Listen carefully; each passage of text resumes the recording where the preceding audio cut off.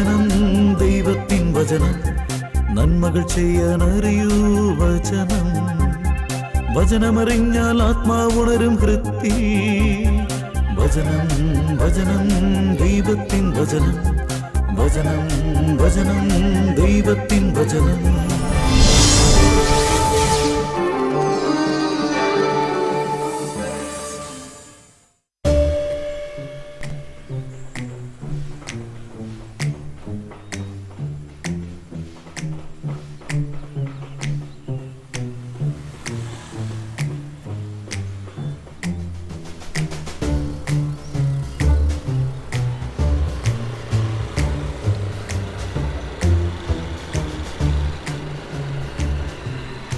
ആൻ്റപ്പാ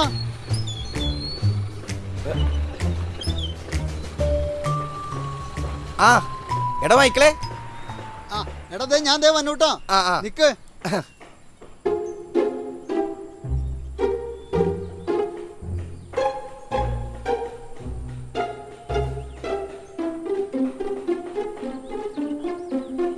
അതെ നമ്മുടെ ഒരു സുഹൃത്താ, ഇപ്പൊ പറയാട്ടാ.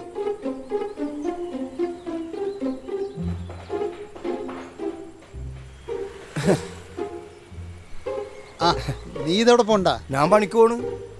നീ ഇവിടെ പണിയെടുക്കണ? ആ അതെ, ഇന്നലെ മുതൽ ഇവിടെയാ. ആണോ? എന്നാ എന്ന് ഞാൻ ഈ വഴിക്കാണ് പണിക്ക് പോണത്. ഇന്നലെ ഞങ്ങൾ അപ്പുറത്തെ സൈഡിലായിരുന്നു. ആ നീ പണിക്ക് കൊച്ചുകുളമ്പ കാലത്ത് ഇങ്ങനെ പോന്ന? സാധാരണ 8 മണിക്കല്ലേ? ഏയ് ഇവരൊക്കെ 7 മണിക്ക് തുടങ്ങിയതാ. എനിക്ക് പിന്നെ ഇത്തിരി നേരത്തെ പോണം. മറ്റന്നാൾ അളിയൻ്റെ കല്യാണം. ഓ അപ്പൊ ചെലവാണല്ലടാ. ചെലവിൻ്റെ കാര്യമൊന്നും പറയണ്ട. എത്ര കിട്ടിയാലും ഇതൊക്കെ എങ്ങോട്ട് പോകുന്നു തോന്നും. മേസ്തിരിയോട് കുറച്ച് കാശ് ചോദിച്ചിട്ടുണ്ട്. കൂടാതെ നാളെ ലീവും പറഞ്ഞ് തച്ച് കാശ് ഇന്ന് തരണമെന്നും പറഞ്ഞ് അപേക്ഷിച്ചിരിക്കുക. അതിനെക്കാളും നീ എടുക്കണമെന്ന് എനിക്കറിയാം. അതിന്റെ ഭാഗമായിട്ടായിരിക്കും ഈ അതിരാവിലുള്ള കലാപരിപാടി അല്ലേ? ജീവിച്ചു പോട്ടടാ. പഴയ ലൊട്ടലെടുക്ക് പരിപാടികൾക്ക് എപ്പോഴും ഉണ്ടോടാ. ഒന്ന് പോടാ അവിടുന്ന്. ഓഹോ, ആ കരയാമ്പറമ്പ് മേസ്തിരി പടിക്കടുത്തുള്ള ഫ്ലാറ്റ് പണി നടക്കുമ്പോഴേ അവിടുന്ന് അടിച്ചു മാറ്റിയ ആ മോട്ടോർ പമ്പ്. അത് പിന്നെ ആ കോൺട്രാക്ടറിന് പണി കൊടുക്കേണ്ട കാര്യം ഉണ്ടായിരുന്നു. പിന്നില്ലാതെ. അതുകൊണ്ടല്ലടാ ഞാൻ നിന്റെ കൂടെ നിന്നത്. തെറ്റു ചെയ്യുന്നവരുടെ മാർഗം കുടിലമാണ്, നിഷ്കളങ്കരുടെ പെരുമാറ്റം നേർവഴിക്കുള്ളതും. സുഭാഷിതങ്ങൾ 21-ാം അധ്യായം 8-ാം വാക്യം. ഓ 7:45 കഴിഞ്ഞില്ല. ഞാൻ ചിലട്ടാ. അല്ല എവിടെ നിനക്ക് പണി? ഓ ഇവിടെ നിന്നൊരു 5-6 മിനിറ്റ് അത്രേ ഉള്ളൂ. എങ്കിൽ ഞാൻ പോട്ടെ. ആഹാ എന്നാ ശരിടാ. നിന്റെ നമ്പർ ഒന്ന് തന്നേ. അപ്പൊ എന്റെ നമ്പർ നിന്റെ കയ്യിൽ ഇല്ലേ? എടാ ആ ഫോൺ എൻ്റെ നിന്ന് കളഞ്ഞു പോയിടാ. ദേ ഇതെൻ്റെ പുതിയ ഫോണാ. ആ നിന്റെ നമ്പർ പഴയ തന്നെയല്ലേ? അതെ. ആ നിന്റെ നമ്പർ എൻ്റെ കയ്യിലുണ്ട്. ഞാനേ ഒരു മിസ് കോൾ അടിച്ചേക്കാം. ഓക്കെ ഓക്കേടാ ശരി.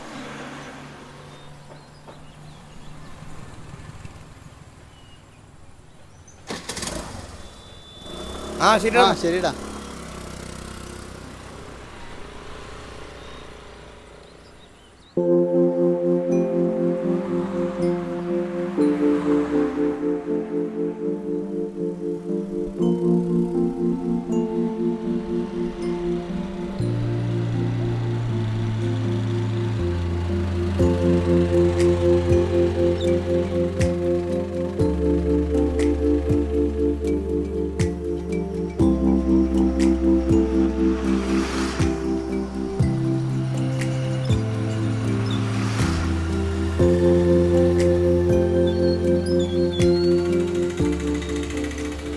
ആ ആൻ്റപ്പാ, നീ ഇതെവിടെ പോയിരുന്നു? ഞാൻ ജോലിക്ക് പോയതാ ചേട്ടാ. ഓ എന്നിട്ട് പിന്നെ ഈ സമയത്ത് തിരിച്ചു വരുന്നത് എന്താ? ഏയ് ഇന്ന് പണി നടന്നില്ലെന്നും. വേണമെങ്കിൽ ചെയ്യാമായിരുന്നു. പിന്നെ വീട്ടിടമൊക്കെ ഇന്നിപ്പോൾ ഇത്ര നേരവും ഇല്ലേ, നാളെ ചെന്നാൽ മതിയിരുന്നു. അതെന്താ നീ വൈകാണോ ചെന്നത്? വൈകാനാ? ഞാനാ? വേണേ ഞാൻ പണിക്ക് പോകാതെ 4-5 ദിവസം മടി പിടിച്ചിരിക്കാം. പക്ഷേ ജോലിക്ക് ചെല്ലാന്ന് പറഞ്ഞാ അത് ഞാൻ കൃത്യസമയത്ത് ചെന്നിരിക്കും. ഇന്ന് 8 മണിക്ക് ഞാൻ അവിടെ ഉണ്ട്. ചേട്ടന് ഞാൻ പറഞ്ഞ മനസ്സിലായില്ലല്ലേ? ഇല്ല. ആ, എൻ്റെ ചേട്ടാ ആ ഹൗസ് ഓണർ വർക്ക് ചെയ്യാനുള്ള മെറ്റീരിയൽസ് എടുത്തിട്ടില്ലായിരുന്നു. അതിനയാൾ ആളെ വിടുന്നത് തന്നെ 8:45 9 മണിക്ക്. അയാൾ അവിടെ വന്നതിന് ശേഷം അയാൾ പോയി കഴിഞ്ഞപ്പോൾ ഇയാൾ എന്നോടൊരു ചോദ്യം. ആ. അവിടെ പോയി സാധനങ്ങളൊക്കെ വാങ്ങി വരുമ്പോൾ ഒരു 10 11 മണി ആകൂലെന്ന്. അത് ആകും, അതാകുമല്ല. ആ പിന്നത്തെ വർത്താനമാണ് കേൾക്കേണ്ടത്. എന്താ? അത് കഴിഞ്ഞ് ആൻ്റെപ്പം പണി തുടങ്ങി വരുമ്പോൾ ആ 12 മണി കഴിയൂലെന്ന്. ആ. അതാവുമെന്ന് ഞാനും പറഞ്ഞു. അപ്പം പറയണേ, ഇനിയിപ്പോൾ ഇന്നിനി വേണ്ട, നാളെ പണിതാൽ മതിയെന്ന്. ചേട്ടന് മനസ്സിലായ എന്താ ഗുട്ടൻസ് എന്ന്? ഇല്ല. ചേട്ടാ, അരത്തച്ഛൻ്റെ കാശ് എനിക്ക് വൈകിട്ടാകുമ്പോൾ വെറുതെ ഇങ്ങോട്ട് തരണ്ടേ? നിങ്ങളുടെ ജോലി എന്തുതന്നെയായിരുന്നാലും മനുഷ്യനെയല്ല ദൈവത്തെ സേവിക്കുന്നത് പോലെ ഹൃദയ പരമാർത്ഥതയോടെ ചെയ്യുവിൻ. കൊളോസോസ് 3-ാം 23-ാം. അങ്ങനെ ഞാൻ തിരിച്ചു പോരുകയാണ്. അല്ല, ചേട്ടൻ വീട്ടിലേക്കാണോ? അതെ, ആ, ബസ് ഇറങ്ങി ബസ് സ്റ്റോപ്പിൽ നിന്ന് വീട്ടിലേക്ക് നടക്കായിരുന്നു ഞാൻ. എങ്കിൽ ഇങ്ങോട്ട് കയറി ചേട്ടാ. അല്ല, ഹെൽമറ്റ്. ആ വളവ് കഴിയുമ്പോഴേ തിരക്കില്ലാത്ത ഇടവഴി ഉണ്ടല്ല, ആ അതിലേ കൂടി അങ്ങോട്ട് പോവാം. വാ, കയറി ഇങ്ങോട്ട് ആ പോന്നാ. ആ,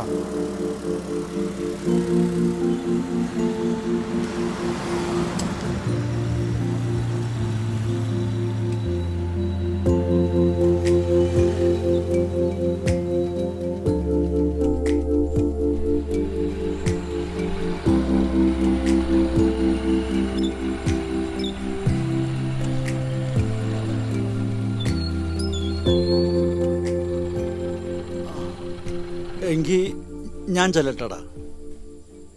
ആ ശരി എന്നാ.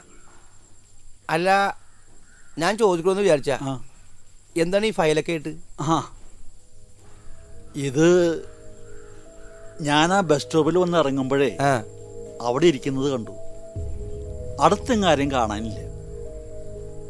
എന്നിട്ട് തുറന്നു നോക്കിയില്ലേ? തുറന്നു നോക്കി. എന്നിട്ട് എടാ, ഇതൊരു ആധാരമാണ്. ആധാരോ? ഒറിജിനലാ? ആ ഒറിജിനല്. ഓ, അപ്പൊ ആരെങ്കിലും വെച്ച് മറന്നുപോയതായിരിക്കും. അല്ല, പേരും അഡ്രസ്സൊക്കെ കാണൂല? ആ അരൂരാണ് സ്ഥലം. ഒരു ദേവസിയുടെ പേരിലുള്ളതാ. ആ, മകനെ ഏൽപ്പിച്ചാലേ അവൻ ചേർത്തലയ്ക്കോ ആലപ്പുഴയ്ക്കോ പോകുമ്പോൾ തിരിച്ചു കൊടുക്കാമെന്ന് കരുതിയാ ഞാനും കൊണ്ടുവന്നത്. അത് മാത്രല്ലടാ, ആ? ഇതിനകത്ത് കുറച്ച് രൂപയുണ്ട്. രൂപയാ? എവിടെ?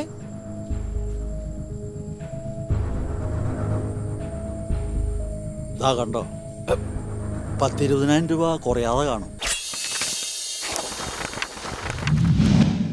എല്ലാവരോടും എല്ലാം തുറന്നു പറയരുത്, അത് നിന്റെ സന്തോഷം കെടുത്തിയേക്കാം. പ്രഭാഷകൻ 8-ാം 19-ാം. ശരിയല്ല. ആ ഈശ്വര, ഈ കാശടിച്ചു മാറ്റാൻ ഒരു ബുദ്ധിയും തോന്നലില്ല. നീ എന്താ ആലോചിക്കുന്നത്? അത് ഈ കാശ് പോയ ആളുടെ അവസ്ഥയെ പറ്റി ആലോചിച്ചു പോയതാണ് ഞാൻ. കാശോ? ആ. അപ്പൊ ഇതോ? ഇത് എത്ര രൂപയുടെ മുതലാ? ഇത് നഷ്ടപ്പെട്ടു പോയ ഡ്യൂപ്ലിക്കേറ്റ് റെഡിയാക്കാനായിട്ടേ എത്ര റിസ്ക് ആണെന്നറിയോ? അല്ല, അതും ഞാൻ ആലോചിച്ചു. ആ എവിടെ നോക്കട്ടെ? ദേ,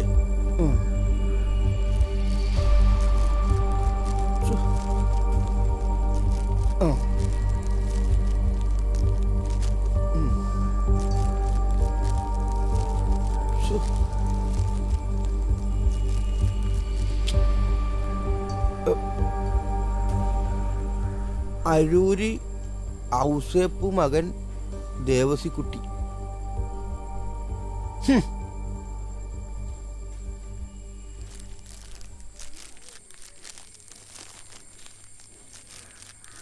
ഇതാ വെച്ചോ. ചേട്ടനത് എവിടെ നിന്നാ കിട്ടിയെന്ന് പറഞ്ഞ? ബസ് സ്റ്റോപ്പിൽ നിന്ന്. എന്താടാ? ഇത് ഞാനറിയും ദേവസ് ചേട്ടനെ. ഏ? അരൂരുള്ള എൻ്റെ കൂട്ടുകാരൻ മൈക്കിളിൻ്റെ അപ്പനാണ് ഈ ദേവസ് ചേട്ടൻ. ആണോ? പിന്നല്ലാതെ 1 മണിക്കൂർ മുമ്പ് ഞാൻ മൈക്കിളായിട്ട് സംസാരിച്ചേ ഉള്ളൂ. 2 കിലോമീറ്റർ അപ്പുറത്താണ് പണിയെടുക്കണത്. ഓ, ഭാഗ്യായി നിന്നെ കണ്ടത്. അല്ലെങ്കിൽ അവരുടെ വീട്ടിൽ കൊണ്ടുപോയി കൊടുക്കേണ്ടി വരില്ലായിരുന്നോ? ദേ, എങ്കി ഇപ്പൊ തന്നെ വിളിച്ചു പറയേ. അവര് വിഷമിച്ചിരിക്കായിരിക്കില്ലേ? മറ്റുള്ളവരെ എളുപ്പം വിശ്വസിക്കുന്നവന്റെ മനസ്സിന് ആഴമില്ല. പ്രഭാഷകൻ 19-ാം അധ്യായം 4-ാം വാക്യം. ആ, ഇപ്പൊ തന്നെ ഞാൻ വിളിച്ചു പറഞ്ഞേക്കാം.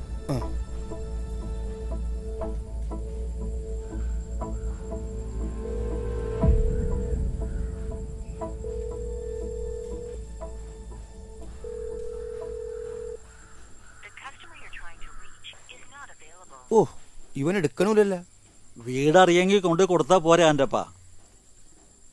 ആ, എങ്കിൽ പിന്നെ അങ്ങനെയല്ലേ? ആ, ഞാനും വരാൻ കൂടെ.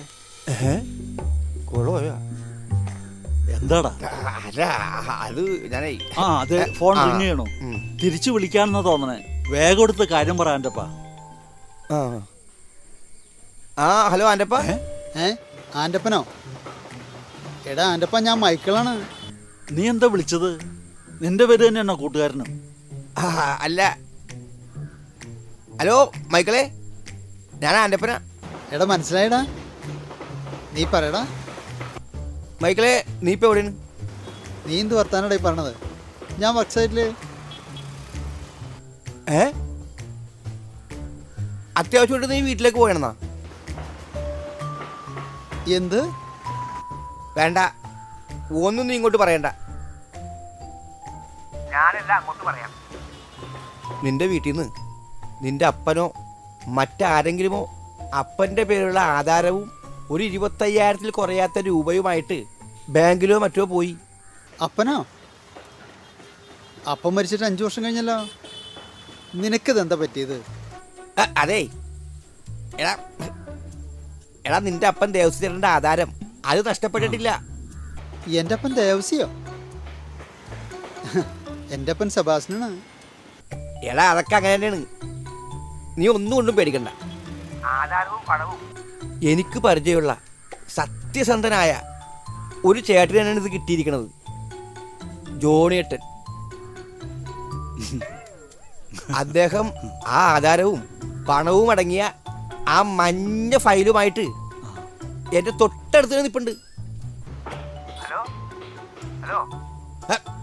എടാ, ഞാൻ പറഞ്ഞ വല്ലതും നിനക്ക് മനസ്സിലായ? ഓക്കേടാ, ഇപ്പം പിടികിട്ടി.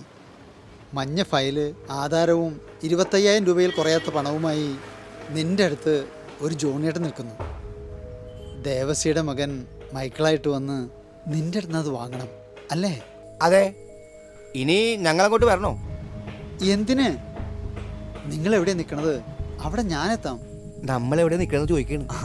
അതിപ്പോ മെയിൻ റോഡിൽ വരാൻ പറയും. എടാ എടാ മെയിൻ റോഡിലേ എൻ്റെ വീട്ടിലേക്ക് തിരിഞ്ഞ് കുറച്ച് മുമ്പോട്ട് വരുമ്പോൾ ആ മീൻ വളർത്തുന്ന തൊട്ടിപ്പത്തുള്ള വെയിറ്റിംഗ് ഷെഡില്ലേ, നീ അങ്ങോട്ട് വാ, ഞങ്ങളവിടെ ഉണ്ടാവും. ഓക്കേടാ. പിന്നെ എന്താടാ? സംഗതി കിട്ടിയ കാര്യം വീട്ടിലൊന്ന് വിളിച്ച് പറഞ്ഞേരി. പിന്നെ ആദ്യം തന്നെ ഞാനതല്ലേ ചെയ്യൂ. ഓക്കെ, ശരി എന്നാ. ആ ഓക്കെ, ശരിടാ. ആളിപ്പോൾ അവിടെ എത്തും. അവൻ്റെ അപ്പൻ്റെ കയ്യിൽ നിന്നാണ് സംഭവം നഷ്ടപ്പെട്ടേക്കണതേ. വിവരം അറിഞ്ഞിട്ട് ഈ പാവം വീട്ടിലേക്ക് പോവായിരുന്നു. അയ്യോടാ, പാവങ്ങളാണ് കേട്ടോ. ഏതായാലും ഇത് നമുക്ക് ഏൽപ്പിക്കാൻ പറ്റൂലോ. നിർമ്മല ഹൃദയർക്ക് എല്ലാം നിർമ്മലമാണ്. എന്നാൽ മലിന ഹൃദയർക്കും അവിശ്വാസികൾക്കും ഒന്നും നിർമ്മലമല്ല. തീത്തോസ് 1-ാം അധ്യായം 15-ാം വാക്യം.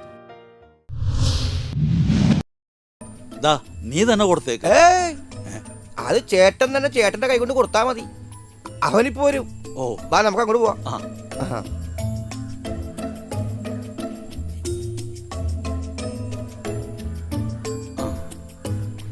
പോവാ.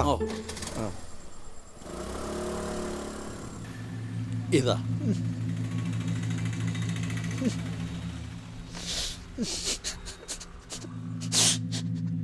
ഏയ്, എന്താ ഇത്? നിങ്ങളുടെ ഒരു വില പിടിച്ച സാധനവും കുറച്ച് പണവും എനിക്ക് കിട്ടി. ഞാനത് ഇവനോട് പറയുകയും ദൈവസഹായം കൊണ്ട് ഞങ്ങൾക്കത് നിങ്ങളുടെ കയ്യിൽ എത്തിക്കാനും പറ്റി. ഈ ഒരൊറ്റ കാരണം കൊണ്ട് ഞങ്ങളുടെ കുടുംബം മുഴുവൻ ദേവസ്വം ചേട്ടനോട് കടപ്പെട്ടിരിക്കുന്നു. ദേവസ്വല്ല, ഞാൻ ജോൺ. ഓ, ഇവന്റെ ഒരു കാര്യം സന്തോഷം കൊണ്ട് ഇപ്പൊ എല്ലാവരും ഇവന്റെ അപ്പന്റെ വരെ വിളിക്കണത്. സോറി ഏട്ടാ. സോറി അല്ല, ജോണിയേട്ടൻ. ഇവന്റെ ഒരു കാര്യം. ജോൺ ഏട്ടാ സോറി. ദാ സൂക്ഷിച്ചു കൊണ്ടുപോകണം. കാശൊക്കെ എണ്ണി നോക്കിക്കോ. വേണ്ട ഏട്ടാ, ചേട്ടനെ പോലുള്ള ഒരാളെ ഞാൻ അവിശ്വസിക്കോ? അതാ ആധാരവും പണവും കിട്ടിപ്പോ ഇവന്റെ അപ്പന് എന്ത് സന്തോഷമായിരിക്കും. ആ സെബാസ്റ്റ്യൻ ചേട്ടൻ അത്രക്ക് ടെൻഷൻ അടിച്ചിട്ടുണ്ടാവും. സെബാസ്റ്റ്യൻ ചേട്ടനോ? അതാരാ? ഓ, എന്റെ ഒരു കാര്യം. ഞാൻ അവനെ തിരുത്തി ഞാനിപ്പോ എന്റെ വായിന്ന് അബദ്ധം വന്നോണ്ടിരിക്കണത്. ഓക്കേടാ, എനിക്ക് മനസ്സിലായി നിങ്ങളുടെ ടെൻഷനും നിങ്ങളുടെ ഫ്രണ്ട്ഷിപ്പിന്റെ ഡെപ്തും. ആ ശരി, എങ്കിൽ പിന്നെ ഞാൻ ചെല്ലട്ടടാ. ശരി ഏട്ടാ.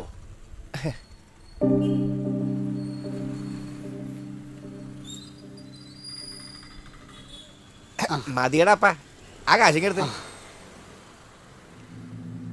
എന്തൊക്കെയായാലും നിന്നെ ദൈവമായിട്ടാണ് എന്റെ മുമ്പിൽ കൊണ്ടു പെട്ടത്. എന്റെ പൊന്നോ, അന്നത്തെ ആ മോട്ടറിന്റെ സംഭവത്തിന് ശേഷേ പിന്നെ ഇതാണല്ലേ. എന്തായാലും സംഗതി സക്സസ് അല്ലേ? പിന്നില്ലാതെ. ഇതിന്ന് പകുതി കൊണ്ടുപോയിട്ടേ നിന്റെ അളിയന്റെ കല്യാണം കലക്കാൻ നോക്കണ. ജോണേട്ടാ, ഞാനത് ഇപ്പോഴും കൂടി ജോണേട്ടന്റെ കാര്യം ഓർത്തേ ഉള്ളു. അപ്പതെ ചേട്ടൻ എന്നെ അന്വേഷിച്ച് വന്നേക്കണം. ഇത്രക്ക് പുണ്യപ്രവൃത്തിയല്ലേ ജോണേട്ടൻ എന്നെ കൊണ്ട് ചെയ്യിപ്പിച്ചത്. ആ മൈക്കിളിന് ചേട്ടനെ പറ്റി പറയുമ്പോഴുള്ള സന്തോഷമൊന്നും കാണണം. നിർത്തടാ. നിനക്ക് നാണം ഉണ്ടോടാ? വല്ലവന്റെ മുതൽ അടിച്ചു മാറ്റിയിട്ട് ഇങ്ങനെ വളവളന്ന് വർത്താനം പറയാൻ? എടാ നീ നോക്കിയേ, അതാണ് ആധാരത്തിന്റെയും പണത്തിന്റെയും യഥാർത്ഥ ഉടമസ്ഥൻ ജോർജ്.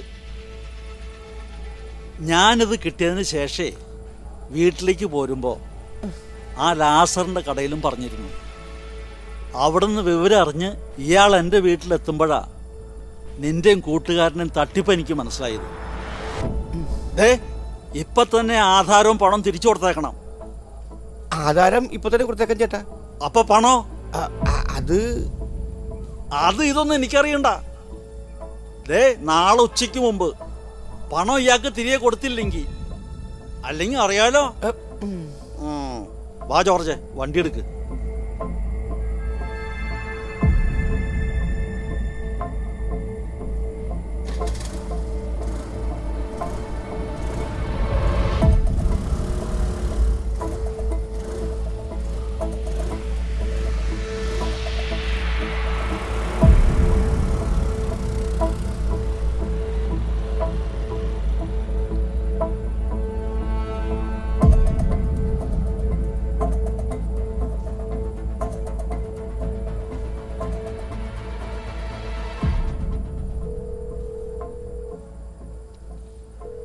എടാ മൈക്കിളെ, എനിക്ക് നിന്നെ അത്യാവശ്യം കാണണം.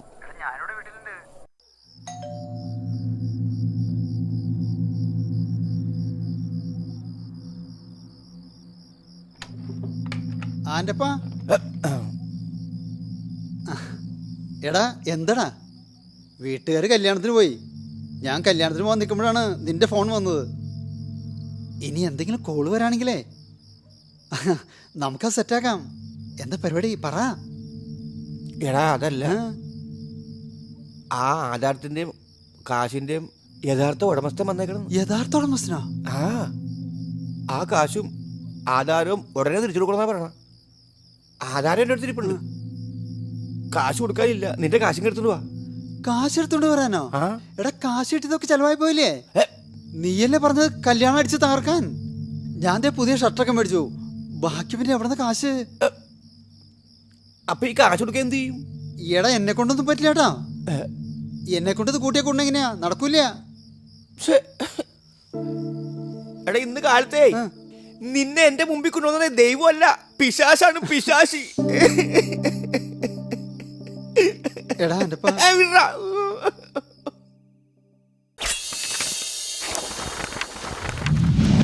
വഞ്ചന ചെയ്യുന്ന ഒരുവനും എൻ്റെ ഭവനത്തിൽ വസിക്കുകയില്ല. നുണ പറയുന്ന ഒരുവനും എൻ്റെ സന്നിധിയിൽ തുടരാനാവുകയില്ല.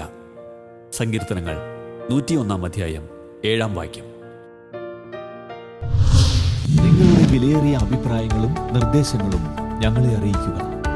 ദി പ്രൊഡ്യൂസർ, വചനം പറയുന്നത്, divine vision, divine retreat centre, Muringoor PO, Chalakudy 680309.